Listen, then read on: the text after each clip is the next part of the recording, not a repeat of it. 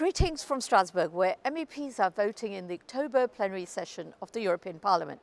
The Parliament has been as busy as ever debating on a long list of items, including the ongoing situation in northern Syria, last week's European Council summit, and the climate and the ecological emergency.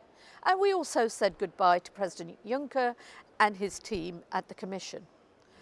Earlier, I made an intervention in a debate on the appalling human rights record of the Egyptian government. During the debate, I raised the chilling case of Giulio Regeni, who was brutally murdered in Egypt, amongst many others. The important work is, of course, all happening against the backdrop of political events back home. Over the last few days, Boris Johnson tried and failed to push his dodgy deal through Parliament. The deal rejected a close single market relationship, would have given a future Tory government a blank cheque on workers' rights, and would have risked no deal by default next year. After listening to businesses and constituents in the West Midlands, I urge my Labour colleagues in Westminster to vote down the deal. Thankfully, they succeeded in the first instance on Saturday. This week, Boris Johnson continued by presenting his withdrawal agreement to the Parliament, planning to rush the agreement through the House at breakneck speed.